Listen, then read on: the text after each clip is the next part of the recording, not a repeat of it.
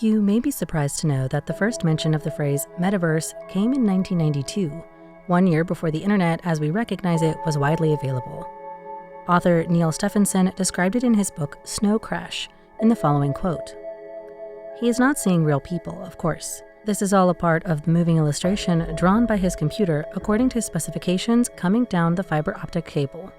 People are pieces of software called avatars. They are the audiovisual bodies that people use to communicate with each other in the metaverse.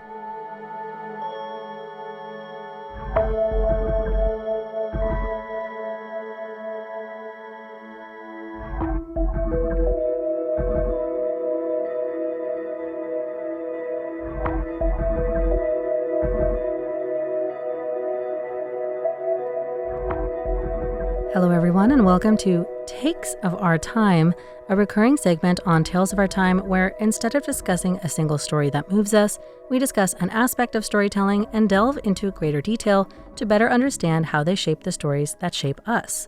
I'm your host, Amanda Stevens, and today we're doing something even more different than usual for one of these segments, tackling big tech. And now, before you skip, let me add that we're still talking about story elements too. Today, the focus of the show will be on the way that big tech uses and potentially misappropriates themes and ideas from science fiction, as well as weighing the pros and cons of technology being inspired by such fiction. We'll be focusing our discussion around the companies X, Google, and Meta, and talking about inspiration they may take from Stranger in a Strange Land and Snow Crash. As always, this isn't a spoiler-free show, and we will be openly discussing spoilers from the above-mentioned novels, so bear them in mind as you continue to listen. There's a lot to get into, so let's get started.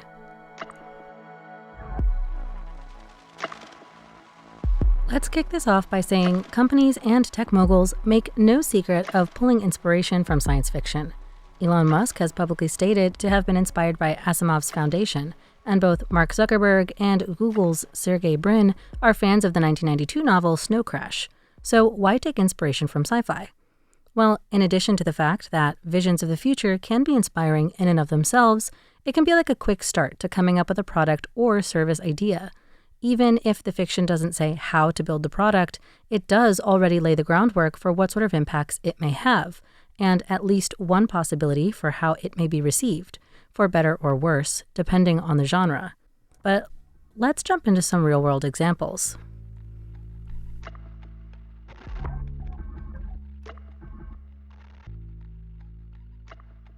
We're going to start with some of the more recent sci-fi and then work our way back to the past, which means that we're starting with the metaverse.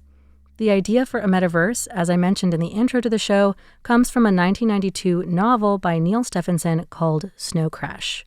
In addition to being a sci-fi novel, this book was also written post-internet, so not only is it science fiction, but it also falls into the cyberpunk genre, which means that it deals with themes of human autonomy, the effects of merging technology with the human body and psyche, and a dystopian world where corrupt megacorporations have largely replaced governments as world powers. In an aphorism, high tech, low lives. The general idea of Snow Crash follows the stories of hero protagonist and YT. And yes, those are their names. Two people trying to make it in the new megacorp world. Hero works for the now corporatized American mafia, which is the ruling power in the States, and eventually gets YT to work for them as well. But they both also work buying and selling information for the new Central Intelligence Agency, or CIC. Through this connection, Hero gets his hands on a piece of software called Snow Crash, which is like a virus that allows human brains to be programmed similar to a computer. The virus can be delivered virtually, as most computer viruses, or in a physical form through an addictive drug or tainted blood. Their discovery of this virus leads them to emerging media magnate L. Bob Reif, who is the propagator of the virus, which he is using to control those he programs. To shortly wrap the book, the characters are able to find a counter-virus, deprogram many, if not all, of the affected, and eventually kill L. Bob Reif. Stephenson's book has had almost an outsized effect on internet culture due to its early predictions of what the internet might make possible, including popularizing the word and idea of an avatar. But the biggest one we'll discuss is, of course, the metaverse. Snow Crash was the first place we see such a thing mentioned, and it's where the name for this kind of digital universe originates. The metaverse, as it exists in Stephenson's novel, is very much a product of the dystopian cyberpunk genre. Simply stated, it's a virtual reality accessible through headsets and portals. While it offers people a way to live a second life under the guise of a flashy avatar, ideas like class divide are seemingly baked into its usage, as most people prefer to use private portals of access, which allow for flashy, high-quality avatars rather than public portals which, although free, only produce grainy black and white avatar images. In the metaverse, people can attend digital concerts, buy and develop property, have meetings, parties, and just about everything you would be able to do in real life. Problems like addiction or overdependence are also explored, as some people, known as gargoyles, prefer to stay perpetually plugged in. This idea of the metaverse, which Stephenson envisioned as the internet's successor, inspired many things afterwards, but let's focus on two for now: Google and Meta. Starting with Google, co-founder Sergey Brin has admitted that Snow Crash partially inspired Google Earth. Here's one passage describing a program of the CIC information broker, which feels particularly on the nose. Quote, "Here's something new, a globe about the size of a grapefruit. A perfectly detailed rendition of planet Earth, hanging in space at arm's length in front of his eyes." Hero has heard about this, but never seen it. It is a piece of CIC software called simply Earth. It is the user interface that CIC uses to keep track of every bit of spatial information that it owns. All the maps, weather data, architectural plans, and satellite surveillance stuff. End quote.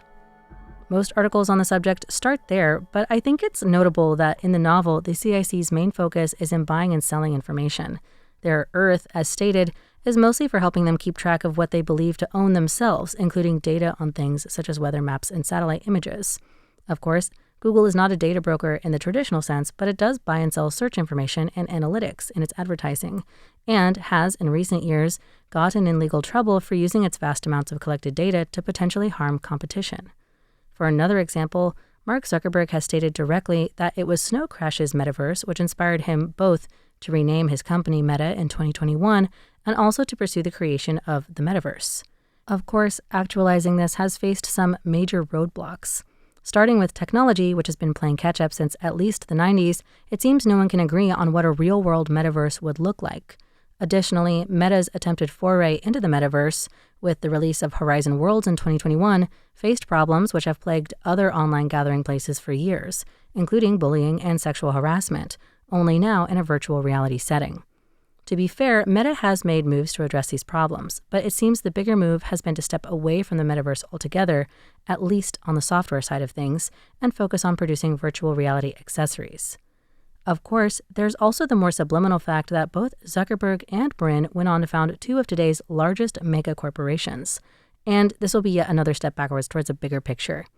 Snow Crash is unusual in the cyberpunk genre in that at least one pivotal character, the mafia boss Uncle Enzo, actually has more of a heroic role in the story, taking care of at least one of the main leads and helping to defeat the bad guy and virus and ultimately save the day.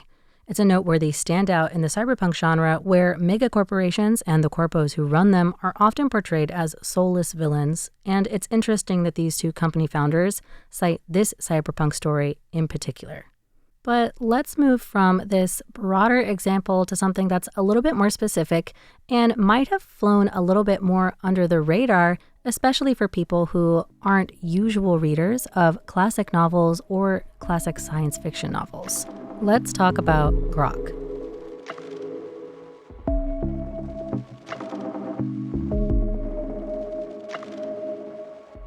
The word Grok comes from the 1961 book Stranger in a Strange Land by Robert A. Heinlein. The plot revolves around a man named Valentine Michael Smith, or Mike, who's the only remaining human from an expedition sent to colonize Mars. Mike was actually born on Mars but raised by the Martians because all the humans who arrived died. They teach him their ways and language, and he has some superpowers because of his upbringing. But after he is discovered, he is taken back to Earth, where the book follows his change from outsider to fugitive to celebrity and finally religious leader as he learns about humans and adapts to life on Earth. The book has two separate parts, the first exploring the political implications of Mike being brought to Earth and his struggle to understand the human experience as a human raised by aliens, and the second half, which takes a turn as Mike discovers the true understanding of God and founds a church called the Church of All Worlds, in which he teaches this truth to followers, and they in turn learn Martian and get superpowers. There's a lot more to the book, and honestly, it's worth its own episode, but that's not the focus of today. Pivotal to the plot is Mike's use of the word and concept Grok, which is a Martian word that means many different things, but most importantly is used to mean to understand something on the deepest possible level, perhaps even to a point in which it becomes a part of yourself or identity.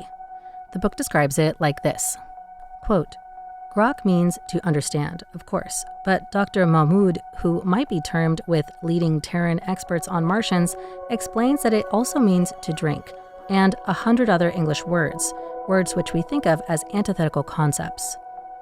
Grok means to understand so thoroughly that the observer becomes a part of the observed, to merge, blend, intermarry, lose identity in group experience. It means almost everything that we mean by religion, philosophy, and science, and it means as little to us as color does to a blind man. End quote.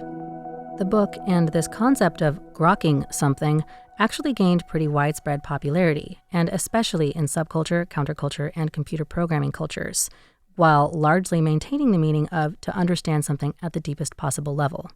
So let's move on to Twitter, or X, AI, and how it relates to Stranger in a Strange Land's Grok. One of Musk's chief concerns when he decided to build an AI of his own, which he planned to integrate into X, was that other AI systems were too woke, especially OpenAI's ChatGPT. He believed that AI should instead seek truth.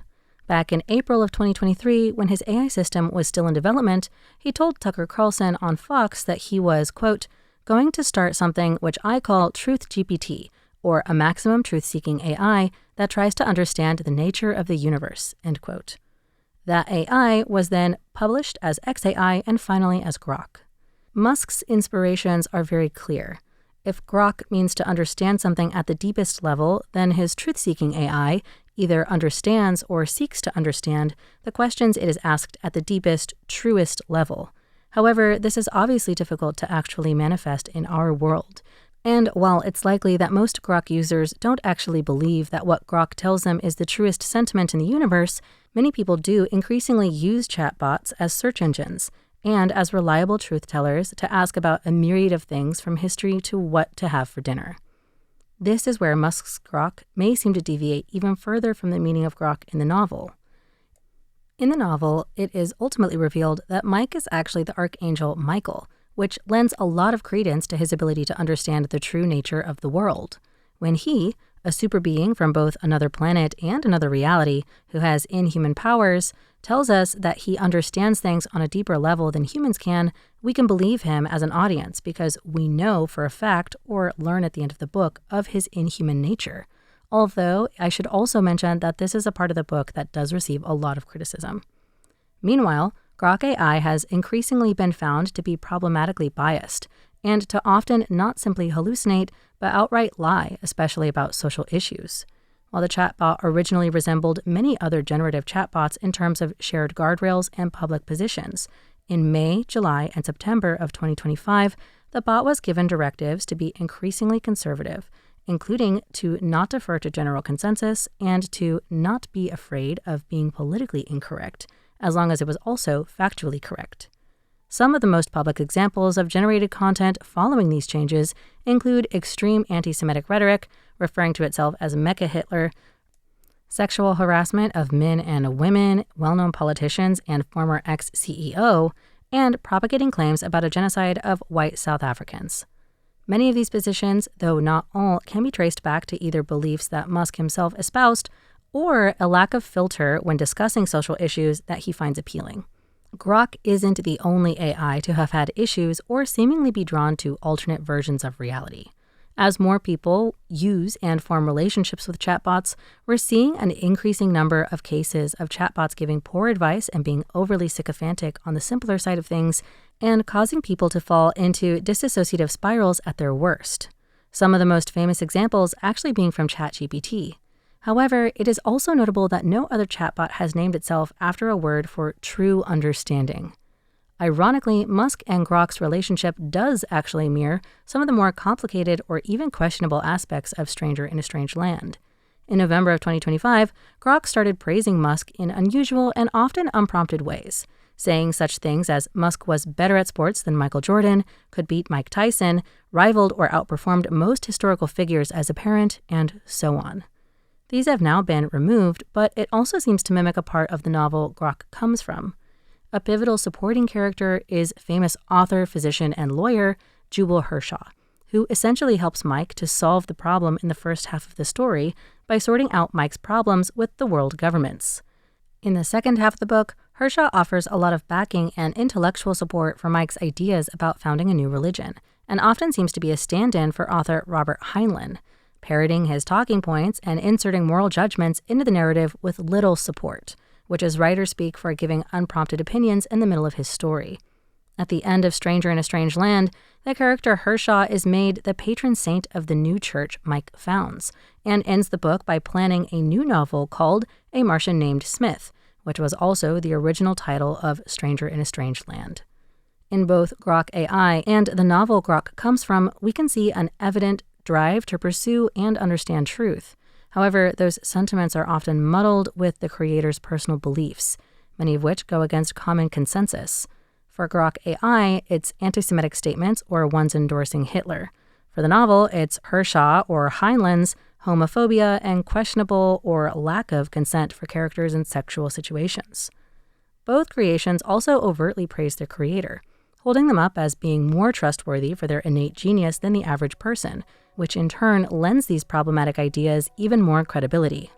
When these ideas are then presented as not only truth, but an even purer form of truth than mainstream media, we start to get into the dangerous territory of not being able to tell the truth from one person's truth.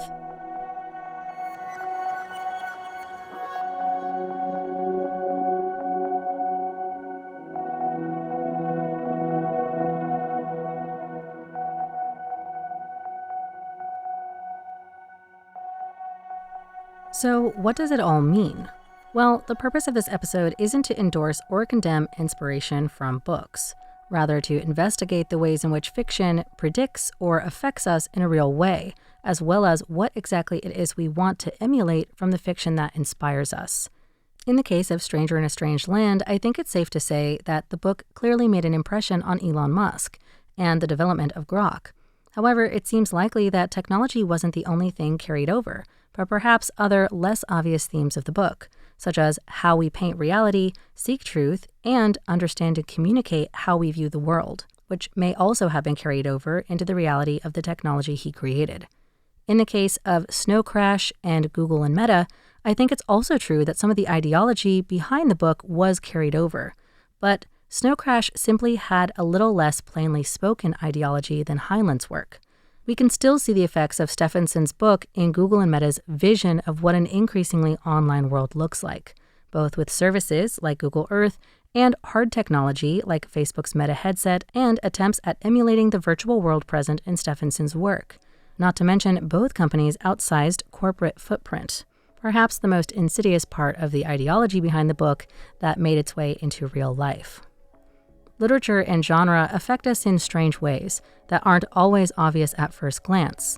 The futures and values that they present can offer examples and inspiration for individuals and companies to follow or even copy altogether.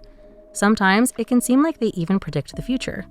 So, when we look at the media we consume and the media those we admire or those who are building our global future consume, I think it's an important question to ask, which future is it that they're aiming for?